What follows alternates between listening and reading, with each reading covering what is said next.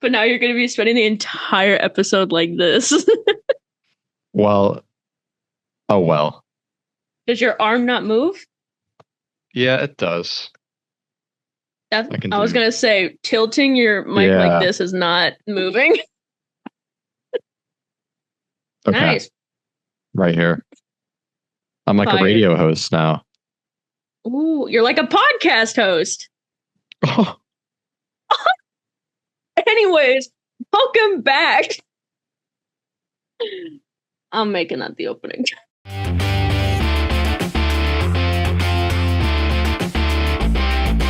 Hello, everybody, and welcome back to Breaking Points, giving you motorsports coverage beyond the checker flag. And this podcast specifically, just NASCAR coverage beyond the checker flag. We have Gabriel back. First and foremost, everybody, round of applause.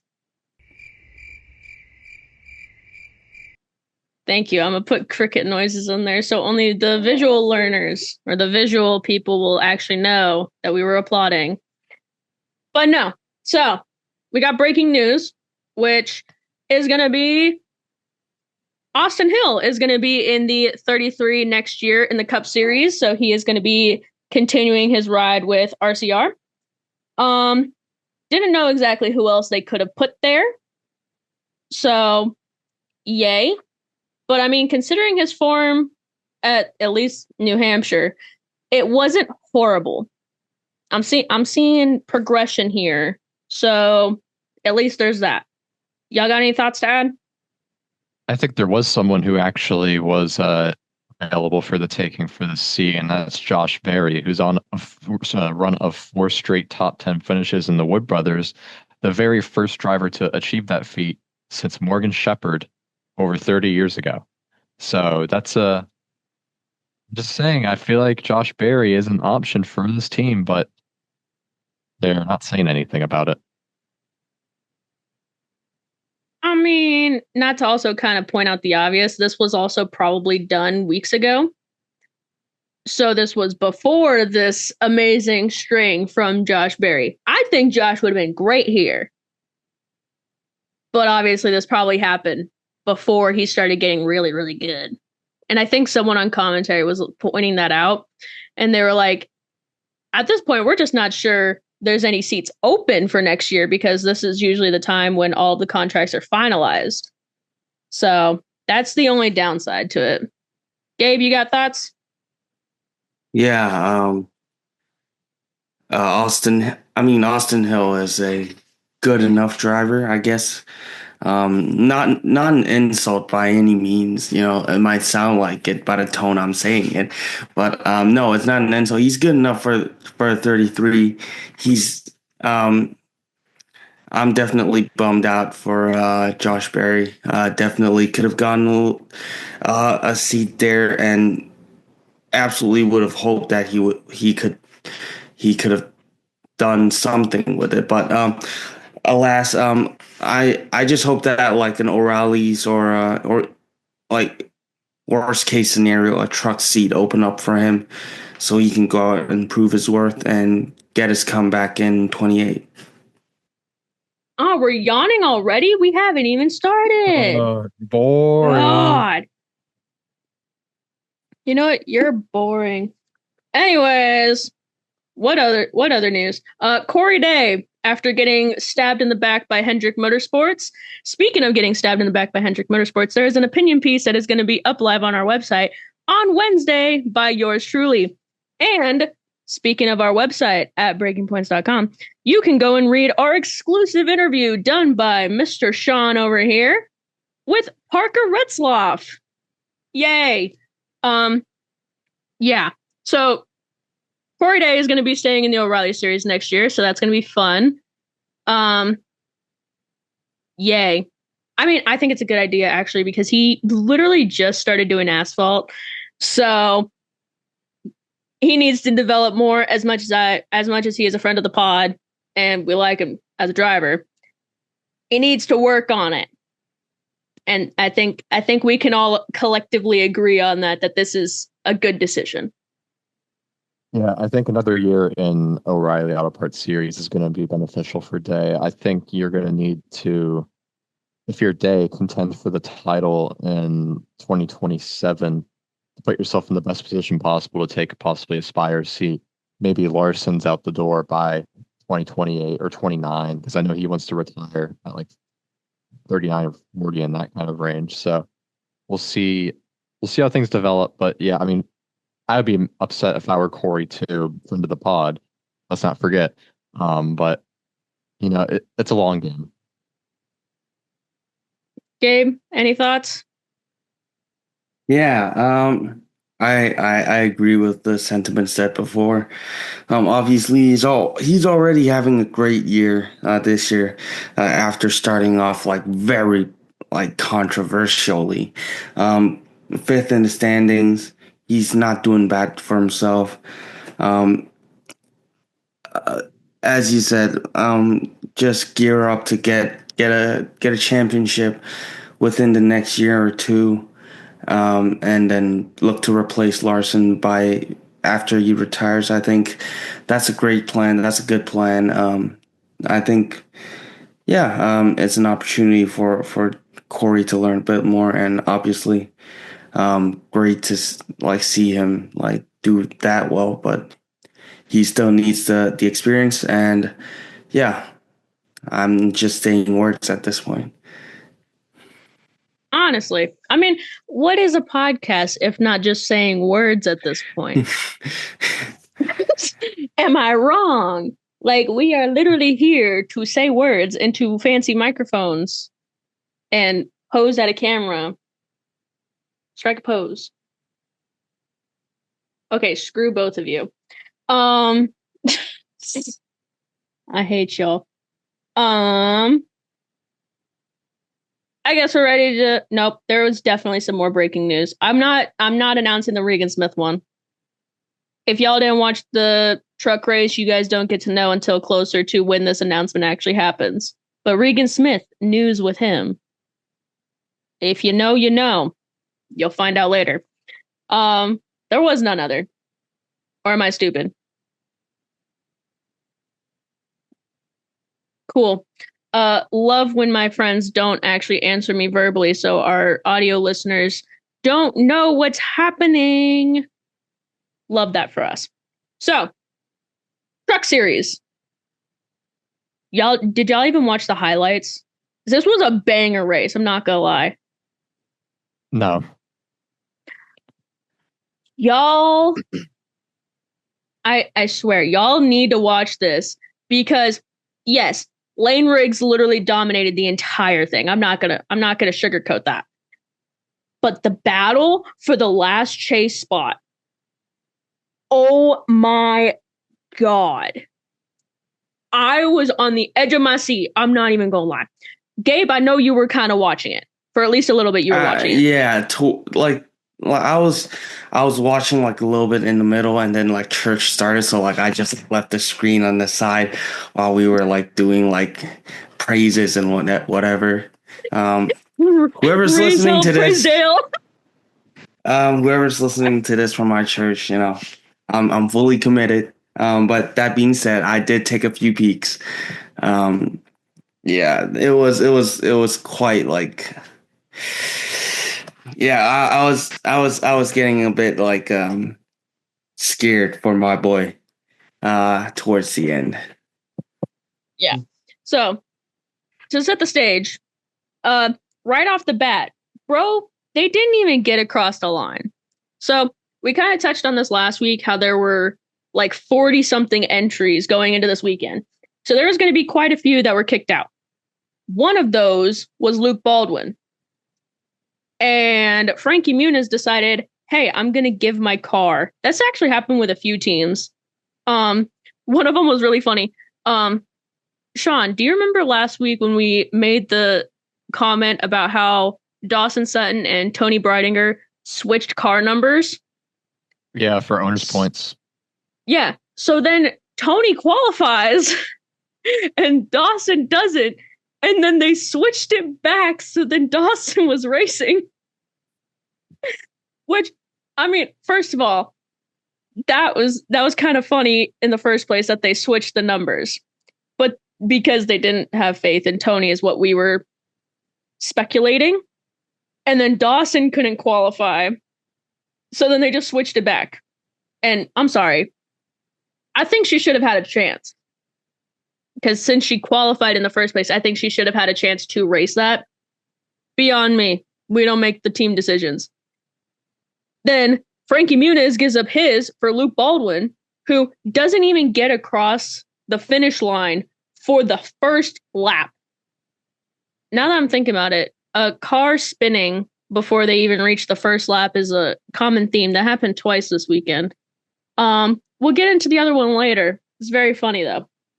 So, Luke Baldwin, out lap 1. That was interesting. What else was interesting?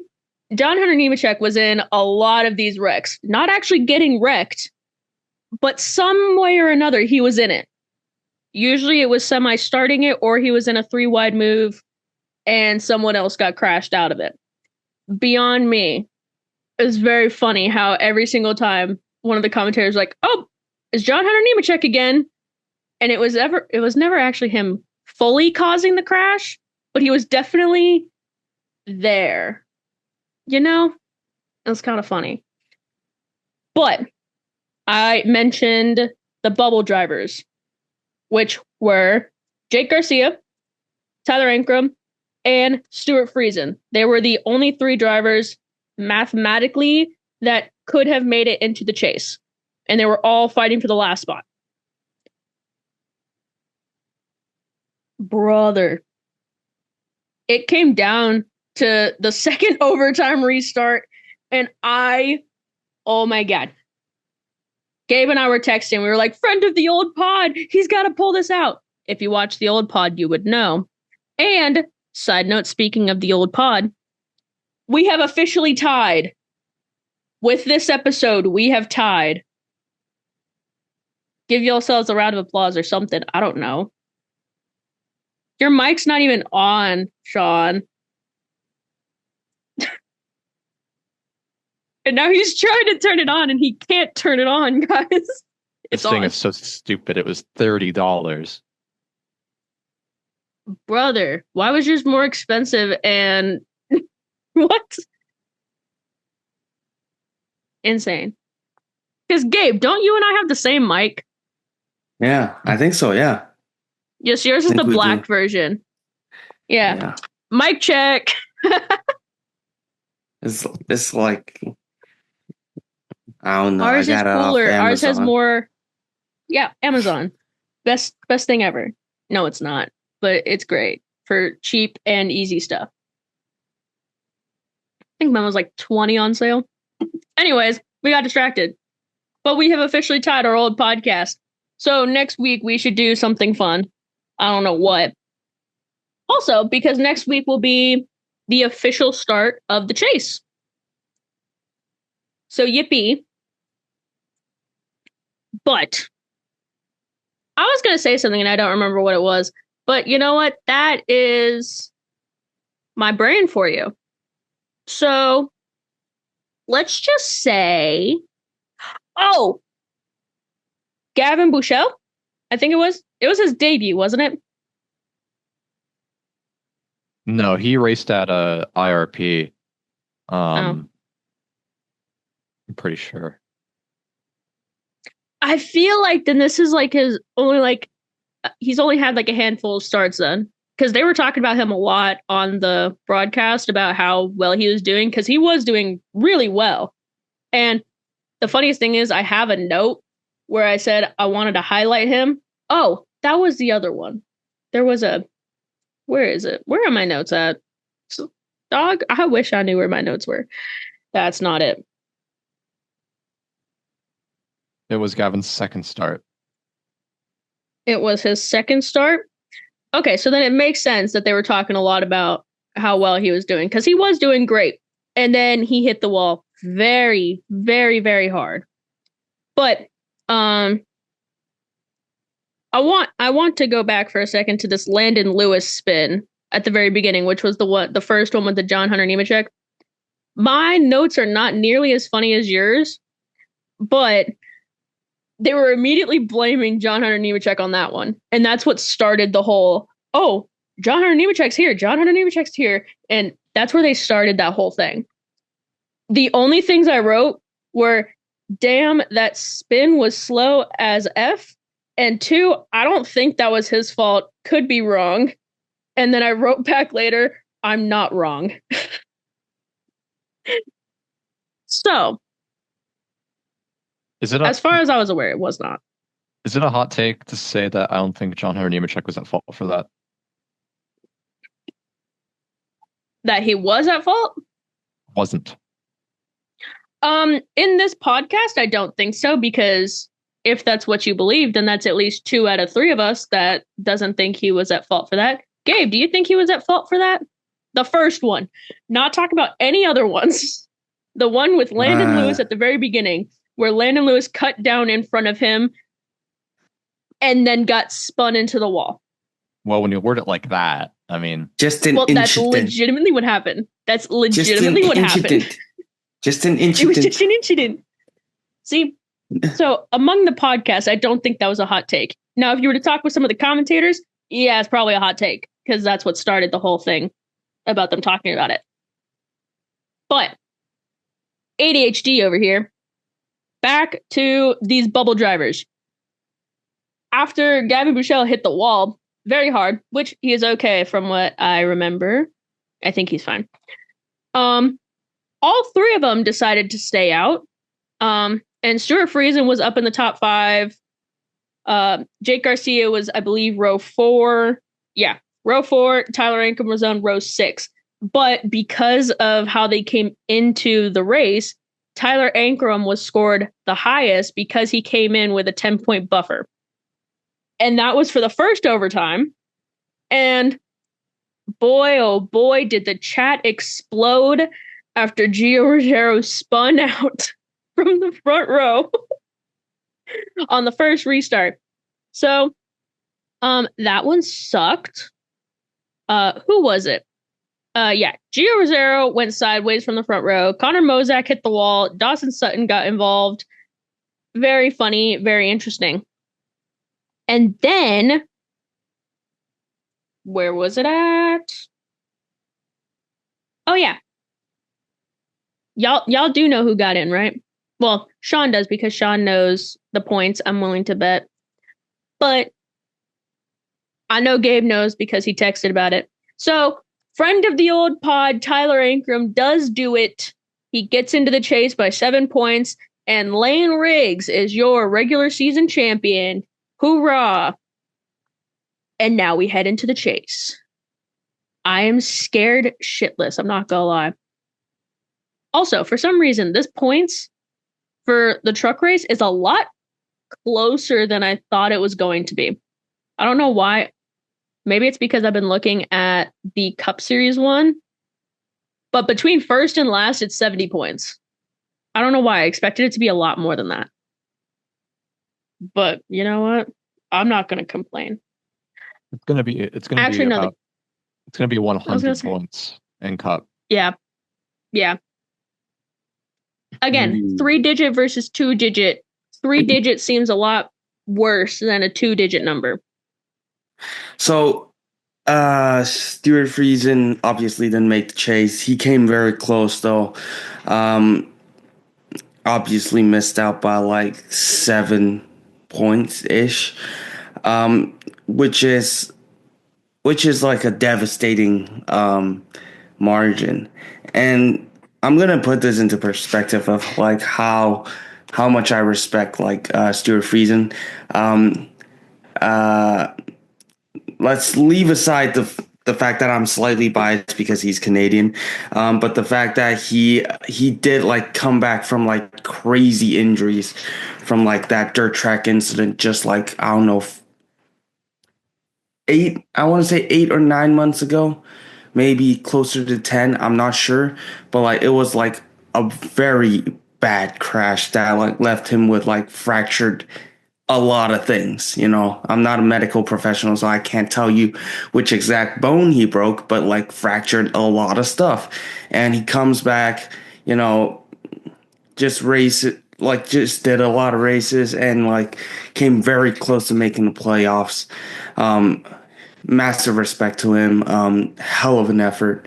Um, yeah. Still, it's very devastating, but unfortunately, um, I it's very tough. It's a tough business, but still, just want to give some flowers to Stuart Friesen. Great seasons with 10 more? No, actually 7 more to go for them. Yeah. And not to get nitpicky, I think it was about a year ago now because it Yeah. happened right before the playoffs last year. And that's when Caden Honeycutt took over for him. So I think it was right about a year ago now. And he's come a long way in a year. I props to him. And to only lose out by 7, yeah, it's a big blow. But that also does say I was that close to it. And I think that's going to make him come back stronger than ever next year. Sean, would you like to test? Or do you want me to go into our picks? You got it? I think it's cool. It's better now. So Lane Riggs is at the first seed at 2,100 points. Caden Honeycutt 25 back. In second, Chandler Smith third, 35 back. And the rest of these drivers will be back behind in about 5-point increments each way. Christian Eckes in fourth, Gio Ruggiero fifth, Ty Majeski sixth, Grant Enfinger seventh, Daniel Hemrick eighth, Ben Rhodes ninth, and Tyler Ankrum 10th. Nice. And for our picks, this is probably the best we have ever done.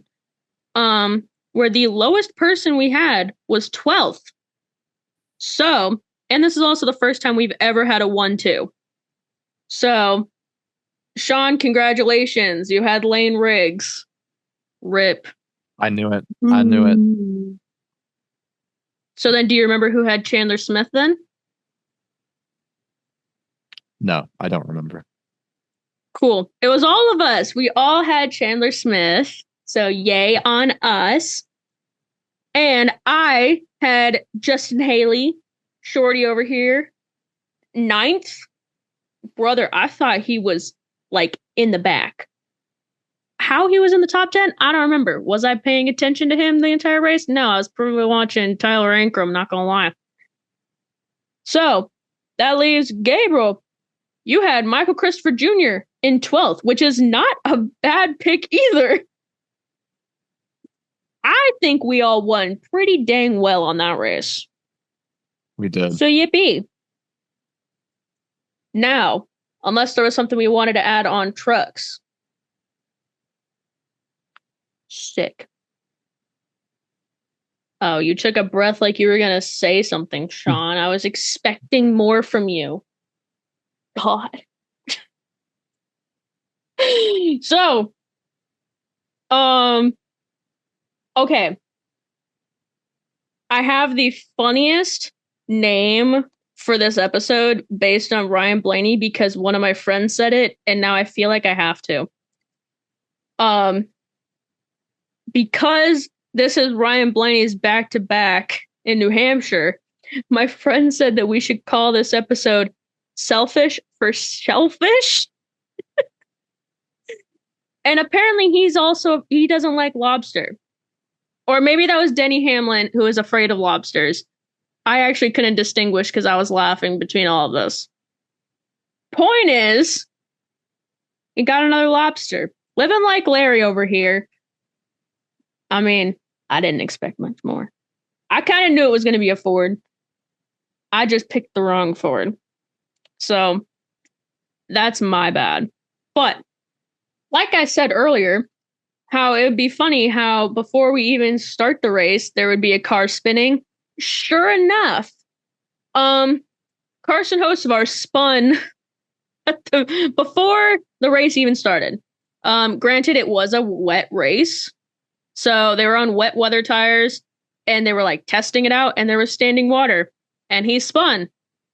This was before the race started, so he didn't lose his places either. But Sean has something to say. I think. You unmuted your microphone. I was taking a breath. See, so I really wish you could hear what it sounds like on our end because instead of just being like, I was taking a breath, it slowed it down and added like, it just goes, I was taking a breath.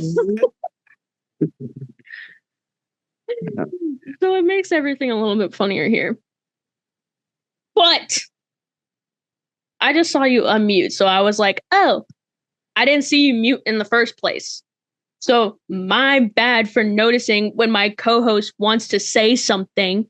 So I leave them space. Dr. Pepper, I leave them space to talk. Point is, I said on Saturday that I misremembered New Hampshire. Not gonna lie, the cup race was not my favorite. I definitely think the truck race was more interesting. But I am not going to completely redact what I said, that I liked New Hampshire. So this is for everyone. When I said I hated New Hampshire, I don't hate it.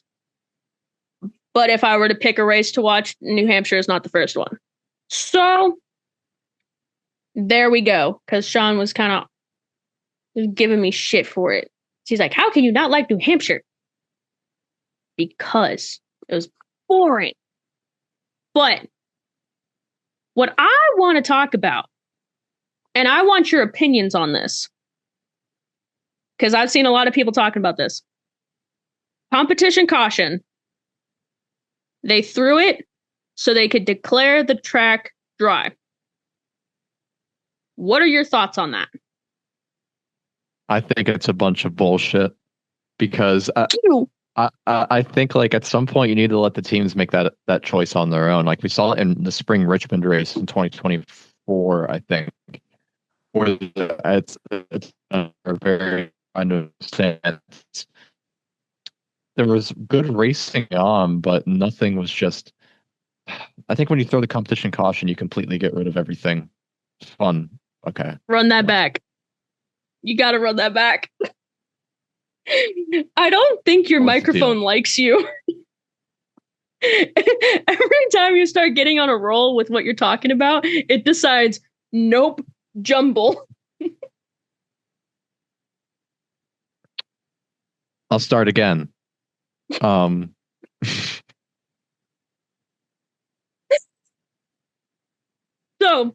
thoughts on it?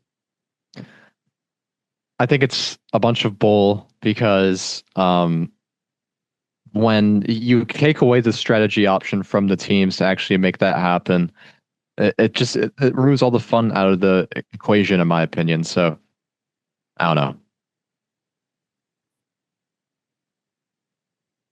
Okay, first of all, I'm putting both of your rants in here then. I don't care if they can or cannot hear you, because your first one was so much better. So I lost my train of thought. Something Richmond 24. Oh, I mean, a similar thing happened in 2024 Richmond. When the race started, is it doing it again? I swear to fucking God. No, it's not. I'm just laughing. No, but it started under a similar circumstance, and when you take away the option from the teams to make that strategy call for this, it's just see, like it's hard to. Back to fucking Gabe and I don't know if you were actually looking at me, Gabe. I looked straight at you on my computer at the very beginning when it happened. Sean froze, and then I looked back at you, and Sean continued talking, and then I was like, "Oh, it's fine. Like we're fine." And then it immediately started doing it again. Like, we fucking manifested that on accident. It's like saying the Q word like when you're on shift, dude. Like it's like legit. It's legit crazy. I can't believe it, bro. I feel like I need to leave this whole part in here because I don't know how I'm gonna cut this to make it seamless. This is so funny. While he's messing around, Gabe, would you like to add anything? I mean, yeah, I don't have like specifics like Richmond 24, but yeah, it's horse. It's horse, you know, you know, it's bulldog. Um, I'm trying my best not to swear here. Yeah, just everything, just like all whatever you can substitute with BS. It's just like why, like we're just like holding their hands right now or something. Yeah, there you go. Thank you. I am also agreeing with everyone. I think if you have a crew chief, let the crew chief decide whether or not they should pit there. And if someone slides, someone slides. Trial and error. Like, brother, please. Like, you hire these people. I'm willing to bet they know what's best for their car. And if I remember correctly, there were a lot of teams that were complaining that their tires were getting torn up.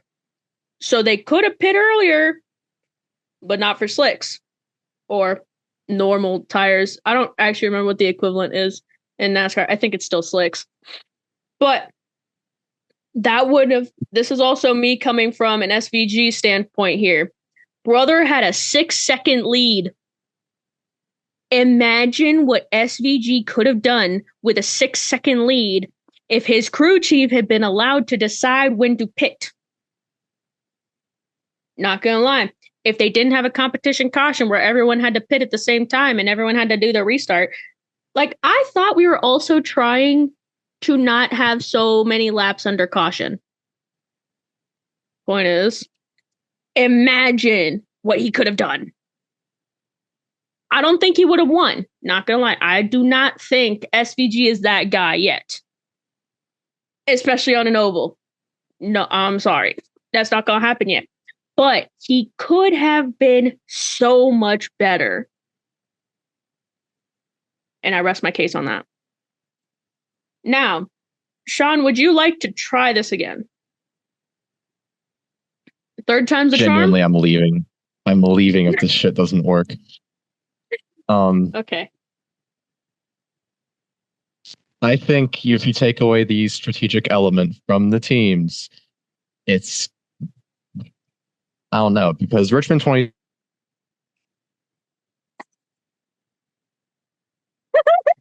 Richmond 2024 is cursed. Richmond 2024. It does not want to hear Sean's analysis at all.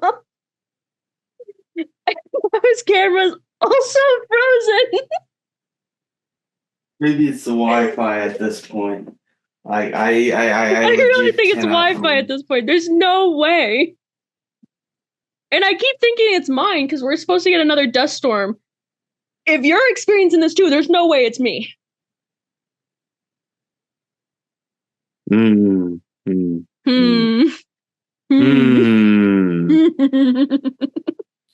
He's still frozen. Oh my goodness, he's gone. He is gone. Oh my goodness. He did say he would leave. So are we just gonna continue? I guess. Don't wait for me. Yeah, Oh man. Okay. Breaking news. Sean had to leave. Sean's internet is screwed up. So he's now gone. But I'm pretty sure he had the exact same point as us where the competition caution was bull. It was bullshit. And something about Richmond 24. We will never know what he was talking about at Richmond 24. I wish I remembered Richmond 24. I don't think I was actively watching Cup in 24. So that's on me, I guess. Some other really fun things. Isn't it the Austin Dillon thing? I thought that was that a wet race? And I thought that was before 24. Hold up.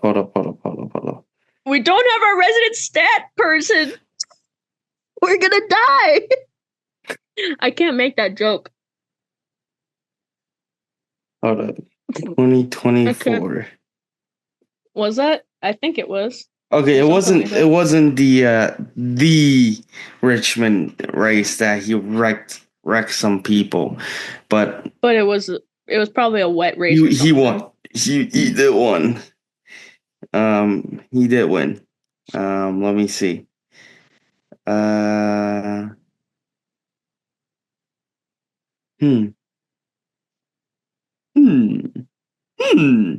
Oh no, it was I remember now. It wasn't a wet race. It was the option tires. It was the one where they had like soft and like sort of soft and hard tires. I mean, I remember like I wrote an article on it. It was I liked the idea. It wasn't as mature as like in terms of like the formulating of the idea. It wasn't as mature as we thought it could be. There definitely was some improvements to be made, but then like it just disappeared. It just did not appear anymore, which is sad. On the old website? Yeah. What was another fun thing? Oh, I almost got scared when Larson started leading. I was like, I really don't want this to happen. Thankfully, that didn't last long. New beef. So, we already know of some of the drivers' beef. We now have Connor Zilich and Carson Hocevar beef. Cinema. Oh, what was it that someone posted? We're gonna have Brent Cruz and Joe Gibbs, Jesse Love and Penske, Connor Zilich and Hendrick, what was the other one? Corey Hyman, 2311, Carson Hocevar in Spire. They're like, the field is done for. And I'm like, this is gonna be a chaotic field, I'm not gonna lie. With the amount of rivalries just between them, I am so ready. Because I feel like it's gonna start getting real heated in 28. I'm willing to bet. Someone's gonna start a fight sooner than later. We haven't seen a fight in a while. Fighting. Bring back fighting on pit road.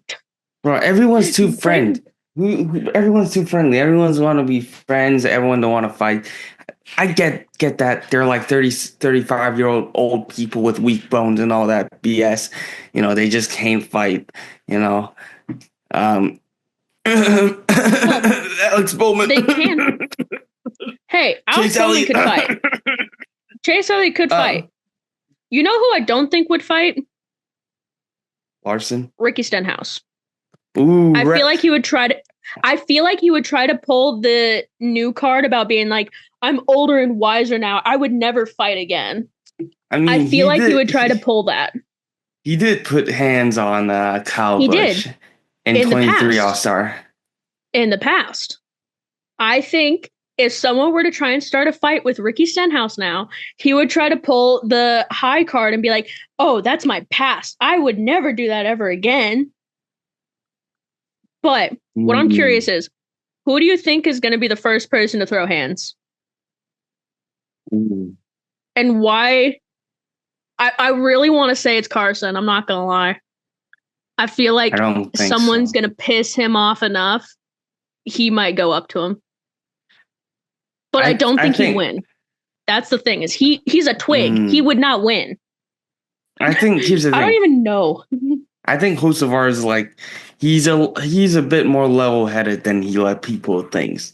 Like he will say some shit, but he won't do something like just like on impulse. He'll say something on impulse, but he won't do something on impulse, if you know what I mean. I think like the first one to start a fight is like Corey Hine.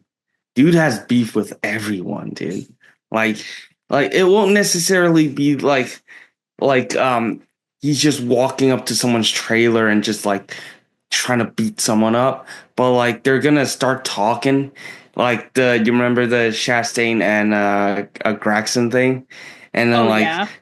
like just suddenly like get to a point where like, all right, screw this, this thing's gonna come to a head, and I'm just gonna sock him in the face. It's just that's gonna be Corey Hine. Wait, Gregson's an option. I completely forgot Gregson's I think resigned. he's gonna be out. He's gonna be out. Consider, but I mean, we never said when we were saying this was going to happen. I said who's going to be the first one to throw a punch. It could happen next week. It could. Just considering how the whole thing with K-Mag went down, I wouldn't be surprised if he had tried to throw a punch there. Yeah. I would not be surprised if something like that happened, especially if it was K-Mag again somehow. I think here's the thing. Ever. I think here's the thing. I think he got all the crap beaten out of him that he got all the aura beaten out of him that one time. With Chastain. I think a guy I think who won't answer to the bell or be a coward is actually going to be Ty Gibbs. The guy goes to like arguments with his helmet on, dude. Like I remember this so much. No, like that's like I remember this so much because like it was like my first few times it was back during when he was in Xfinity, and it was like he was like so green, like he was like pissing grass, right? Like I remember back then people were still like hating on him for grandpa's money and whatnot. I still do. But there was one still time hate on him for that. Yeah. He had a confrontation with someone. I don't remember who, but he just went with his helmet on, which was like he initiated it, by the way. So like it was such a how did I describe it? It was such a baby move, Amateur. There's like a saying. There's a saying in Cantonese that like perfectly like sums it up. Like it basically says like you want to look cool, but you want to wear a helmet. You know, um, which somehow lines up with the situation. So Ty Gibbs he's not as like brazen right now in terms of his like shenanigans, but like he's gonna start an argument and like walk up to someone and just like start pushing someone with his helmet on, which would be the ultimate wannabe move. But yeah, we want to get back on topic here. I think we've been going on too long. Considering we're still supposed to be talking about Cup Series, the one thing I wanted to mention, which is kind of stealing your thunder, so we kind of talked. Well, we didn't actually talk about it in our group chat. We talked about how Ryan Blaney and his horrible pit crew have come back to haunt us, and my friend posted that I have never seen anyone hate an athlete as much as Ryan's Blaney's own crew seems to hate him. Which is completely true. Because I'm sorry, brother, I thought we got past these pit crew problems. But speaking of pit crew problems, Denny Hamlin also had a really bad one, which was it was really funny, I'm not gonna lie. They've been using way too many code words. Like, bro. Did you see that pit crew problem? No. So he's on the backstretch, and him and his spotter and his crew chief are all saying like different code words at the exact same time. So he goes to pit road, and the dude's filling up his gas. None of the tire changes came out until his crew chief is going on the radio and saying, "Get out there! What the hell are you guys doing?" Everyone comes running out, and they're like, "That was miscommunication on us." Literally, they just didn't go out. So he pits and he gets his fuel, and they're just like, "Where's the tires at?" Too many code words. It's confusing. Yeah. But yeah. Did you have any other? That definitely is true. Like I'm gonna pull into a different sport now. As usual. Like it's freaking clockwork over here. But I'm gonna pull into American football. We got like a lot of signs, codes for whatever you want to run. Like let's say trips right Seattle, trips right H over Y cross Seattle, and that's just like a random RPO play. You know, um, that's not real, obviously, but yeah, like you start making up too much words. Everyone's not everyone's gonna keep track of what's being said, and then like you're just gonna mess it up. Yeah. That's kind of but that's a good thing. I think it's a good thing he figured it out early. Well, not he, but they figured it out. The whole team figured it out early, right? Oh no, And this then happened in the third stage. There was no coming back from this. no, no, no. It was bad. I'm talking about like before like playoffs happens. Like Oh before yeah, like yeah, before like when you're in the weeds, you the need that chase. extra that you need that 10 points and then you mess up right there and then like oh no, I missed out on another championship. Classic Denny Hamlin, right? But please go on. I think you want to say something. Oh no, I was doing this like, yeah, go on. Yeah, But but yeah, that's all I'm trying to say. As for the 12 crew, oh my goodness. Like fire. imagine like in the press like for those who don't know, like in the press conference, I showed this in our group chat. Like imagine the headline of a video of you in the winners press conference or whatever they call it. And then the quotes of your words are actually, you know what? I'm just gonna go into the chat I and was gonna say, I quote think it him was blessing in exactly. disguise. I think that's Yeah, exactly what it was. It was a blessing in disguise, they called it. For Ryan pit Blaney specifically. pit road miscue was blessing in disguise. Imagine For that Ryan Blaney, we're for clarifying. We're Ryan no for longer Ryan. talking about Denny. We're not talking Ryan. about Danny. For Ryan Blaney, No. I Yeah. like how unbelievable do you have to be to do some pull some BS like that, like just like oh yeah, we messed up, but like actually it worked out in favor of us. Okay, that's one time. All right, how many times is it gonna work out in the next 10 races, 11 races, including Daytona? Right? Obviously, Yeah. you don't need to win Daytona, but like talk about like playoffs. Like in the playoffs, those 10 races, can you afford to like make I don't know, let's count them. Like earlier in the season, you made like 3, 4 mistakes. And now you get one mistake where you benefit from it. So you benefit one in five, right? Let's say you make a mistake every week for the playoffs, right? Like worst case scenario. You're gonna benefit from it twice. But then the other 8 times you're gonna finish last. Mm-hmm. You see where the math goes wrong right here, like Mr. Penske, Mr. whoever in charge, right? The math is wrong, right? There's a website. I'm gonna finish this rant with this. Um, there's a website that ranks pit crews of NASCAR Cup Series only. They haven't done it for like O'Reilly's or trucks, or else I could have like gone like so much more like into this topic. But alas, I digress. Um, what I want to say is that their pit crew is ranked 18th, right? And it's not just like based on average stops, it's based on each race, right? Where do you rank each race? And then but based on that ranking, you do an overall ranking of the entire season, and they rank 18th.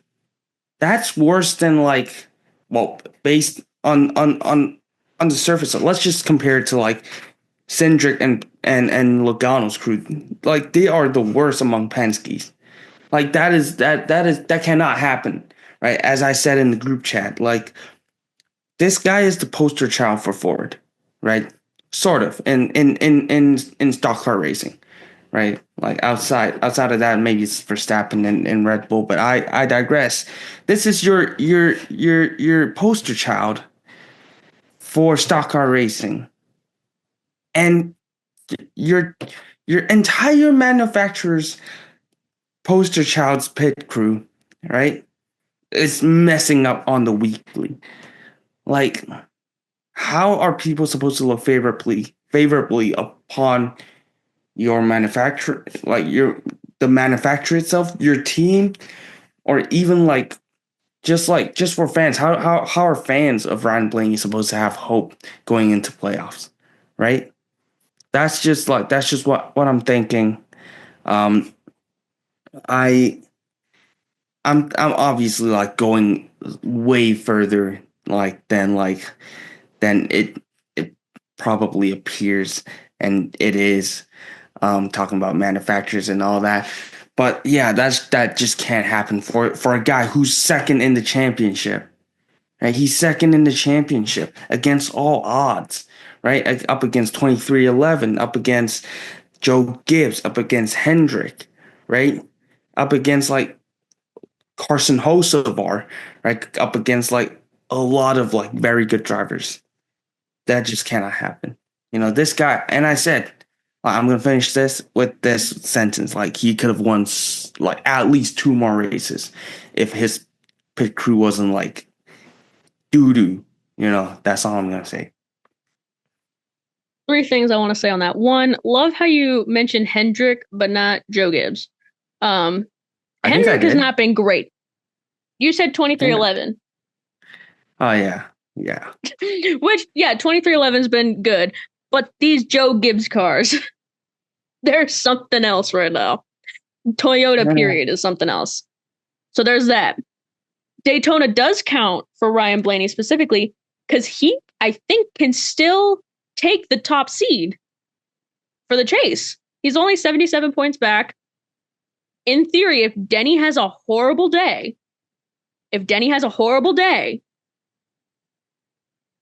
What? The max is 75, isn't it?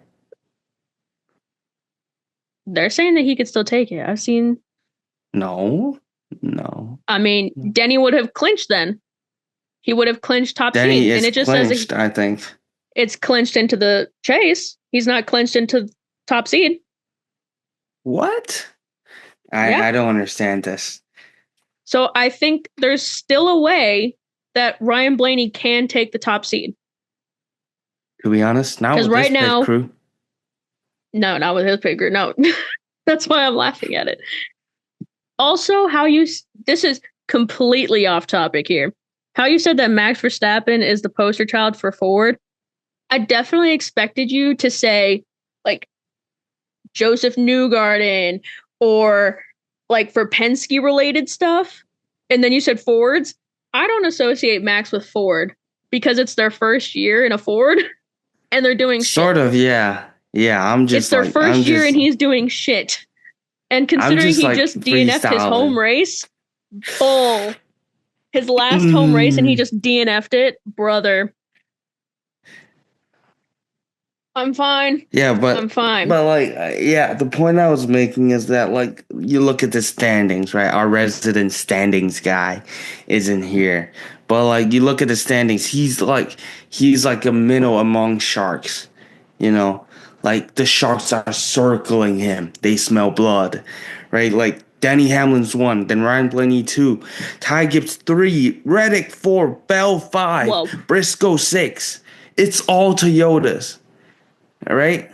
I thought you were listing. I thought you were listing the wins. No. Because I was like, Denny's won way more than 1. Ryan's won 3. Gibbs has won 2. What are you saying? Nah. Yeah. But like, Rip. he's gonna get eaten up by these like Toyotas, right? Like sometime like down the road, like in a month, in 3 weeks, in 2 months, like somewhere, he's just gonna, I'm not gonna say pummel down the standings, but like he's gonna like these Toyotas are not gonna let up. Like they're not even gonna let up against their own teammates. Like, what do you think they're gonna do to you when you're like fourth place and you're like you're in their way to just get a little bit closer to, I don't know, Denny Hamlin, Ty Gibbs in the top spot, but they will knock your ass out. Further down, you got Larson in seventh. Like, how has he not got a win? Kind of sucks this season, but he's seventh. Elliott in eighth. Logano in nine. Right, Busher in 10th. Busher is somehow like RFK, like somehow like he consistencyed his way into a playoff spot. Like I actually can't believe it. I love this guy so much. Carson Hocevar 11th, Byron 12th, Daniel Suarez 13th, right? Like, with the tiny exception, all I'm trying to say is with the tiny exception of Daniel Suarez, all of these guys have good enough pit crews. Like, I was gonna say they're all locked in. So I mean, Daniel Suarez, his pit's not horrible. I don't think. No. So I think it's fun. Right? Like a pit crew will a pit crew will just a bad pit crew will kill you. Like I think like Ryan Blaney's crew will just like choke like James Harden, like every single time. Like, and it's disheartening. All I'm trying to say is like all the BS, all the extra extravaganza words I'm using, like vocab. My English teacher would be proud of me for saying all those vocab words. Let's snap for Gabriel here. Let's snap for Gabriel. But all I'm trying to say is it's disheartening to see like a really good driver getting pulled down for something he can't control. And all I want really for him is just like an actual fighting chance, not being like, like just like actually being like decided on merit, like on like driving skills. That car is competitive enough. Like, he's second for a reason in the standings. So I just, if I see Ryan Blaney's crew make a mistake again, I swear I'm gonna fly down to North Carolina and just have an interview with them, like just to make sure where it went wrong in the pit crews, like hands, their brains, their eyes. Maybe they got they're cross-eyed or something. I don't know, but there's something wrong. Yeah, I feel it. What are the odds he does a Phoenix again? Where his pit crew screws up twice and he still somehow wins it. Remember, it's the pilot. I hate that line. It's not the plane, it's the pilot. It's not the car, it's the pilot. It's not the crew, it's the pilot. No. Shit. That's a stupid. It's a team. Yeah, how about you put a F-35 on a Spitfire, How about you put an A-10 on a Spitfire, Is it a pilot now? Is it the pilot now? My freaking gun with wings. My freaking gun with wings just gonna brrr your ass. Talking all that. But kind of, we were talking about the standings. As we mentioned, the top 13, which Gabe kind of ran down for us, they're all locked in. So the only ones that aren't locked in are Bubba Wallace, Austin Cindric, and Sir Shanley McVan Van Gisbergenet. And I do not care if this is not mathematically possible. When I checked what drivers were still eligible to make it into the chase, it said Ryan Preece, who is 31 points back from SVG, Brad Keselowski, who is 66 points back, Ross Chastain, who is 81 points back, and Eric Jones, who is 96 points back. No offense. Love Eric Jones and all. I don't think that's possible in one race. Ryan Preece, I can see that. I can see Ryan Preece doing it. I can see Brad Keselowski doing it, especially because it's an oval. SVG's not the best here. We know that. However, Ross, don't think that's possible. I really don't. But Eric, I don't think that's possible either. But for some reason, they're still listed as possibles to get into the chase. maybe it's just trying to bring up hope, but I'm also like, I'm not seeing it. If you're trying to manifest, you should have manifested that a few weeks ago. So, yeah. For our picks, they were actually pretty shit. What was it? I had Tyler Reddick, who finished in 8th. So, yay, I got the highest one.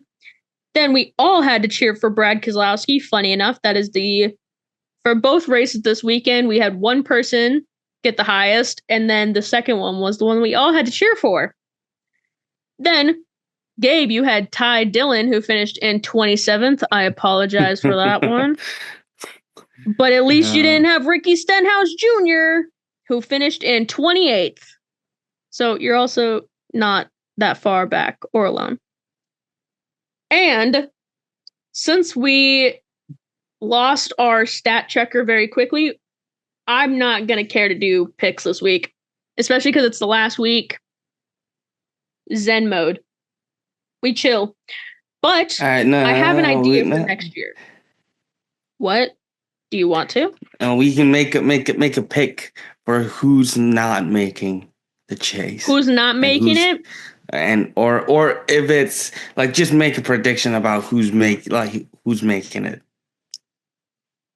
I'm gonna cross my fingers and toes that Austin Cindric pulls this out. I really want Austin Cindric in here. And I swear to God, if we texted Sean and he says Bubba Wallace, because Bubba Wallace is basically in, because he's literally, what is this? 7 points, 8 points out. He's literally 8 points behind Daniel Suarez and not locked in. So we're not. Who do you want in there? No, I want Priest. I want Priest in there. You want Priest? Definitely. Yeah. He's the closest to. And Bubba Wallace is just 1 point away from clinching. Like that is like the stupidest thing ever, right? The moment he's clinching for the moment, unless Ryan Priest wins every single stage and gets a win. Right? I don't even by then. I don't even think he's gonna Ryan Priest has to win every single stage, and then Shane Van Gisbergen and Austin Cindric has to score more points than Bubba Wallace. Actually, no, only Austin. Yeah, they both have to score more. I was gonna say, doesn't Ryan just have to outscore SVG technically? Yeah, no, I'm talking about like the situation where like Bubba Wallace doesn't make it in. Crash lap 1. Crash lap 1. He's gonna Ryan get Priest one singular wins. point. No, Ryan Priest needs to. Here's a DNS. Only single scenario, right? Austin Cindric has to get or don't start. Points. Don't qualify. There's a way. We've seen it. We've seen a double DSQ. Not in this sport, but we've seen it in this country. Yeah. Yeah. Now Wallace is in. Wallace is in. I don't want to manifest that. I'm just. I'm comparing to SVG. We don't. I really just want Austin in here. What? It's just, if you think about it, SVG sucks at ovals. Yes, he's getting better. However, he's not getting better enough to fight for a championship this year. No.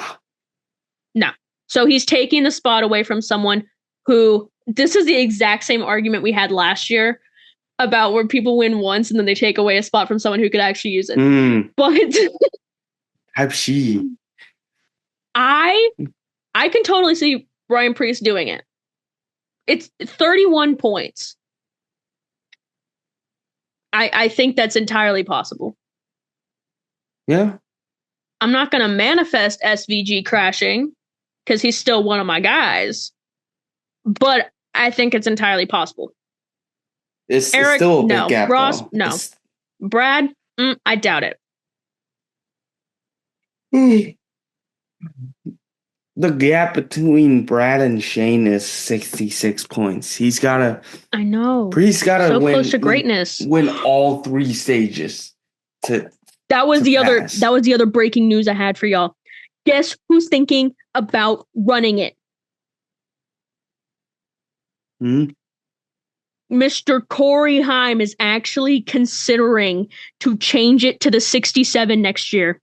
He said he has heard everyone, he sees what everyone says, and he is actually contemplating going with the 67 next year. Brother, I don't even care about the meme. I will personally stop with the meme. I will stop with it. But please, the numbers are amazing. 2, 3, 4, 5, 6, 7. That is a marketer's dream. Please. I will keep saying that. I don't care. I will. That is legitimately one of my only reasons why I want him to keep the 6, 7. Like, it's a line. It's beautiful. It also means they can't get another driver, which they also can't get another driver because only legacy teams are allowed to have 4 teams. So, yeah. That said, would you like to wrap it up, or is there anything else we wanted to say? I just wanted to say I know how to say 6, 7 in like 6 different languages, maybe 7. Are you gonna close this out? Yeah, it's your turn. All right. In about 6 to 7 days, we're heading to Daytona for the final race of the regular season, where the playoff spots will be decided with 3 at risk. Bubba Wallace, Austin Cindric, and Shane Van Gisbergen has not been locked into the playoffs, whilst Ryan Preece and Brad Keselowski still have a chance of making it. We also have O'Reilly's, I believe, which will also be, I believe, their final regular season race. Yes, and yeah, so let's just. It's been a long and short season, like all at the same time. I can't believe we're like heading into playoffs so quickly. So go watch the race. Come back next week, and we'll see you again. Take it away.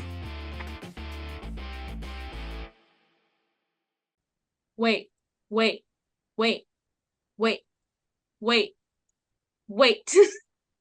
Theory. Well, maybe Lyme disease. Oh. Stop drinking Sprite. That's.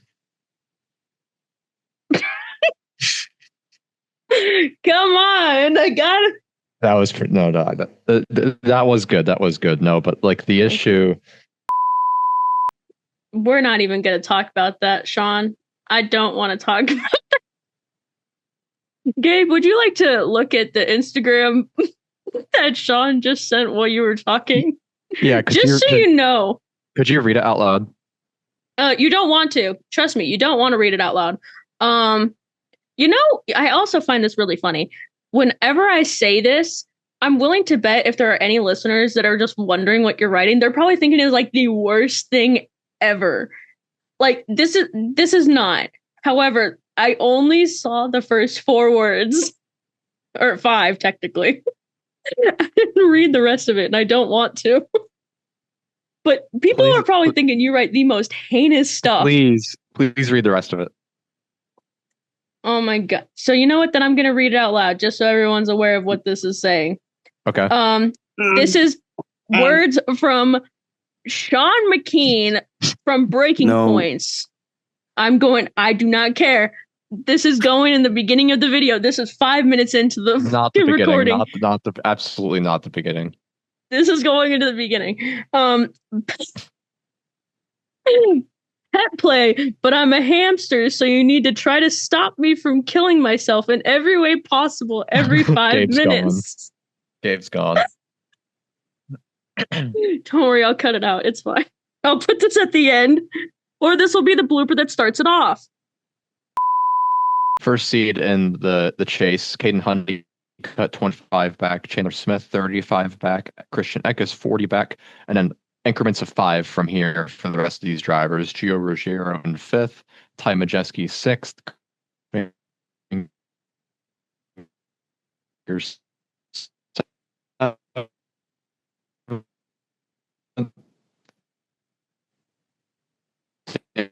Hemrick 8th, Ben Ryan and Tyler Ankrum 10th. The only movement within the top 10. I'm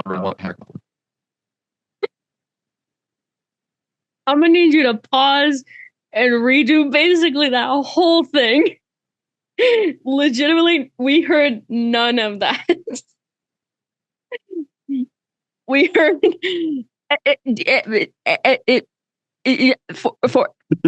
that's what we heard, and you are currently frozen on my screen right now. Yeah, similar.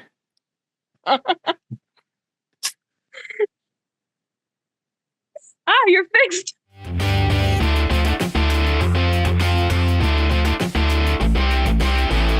Not yet.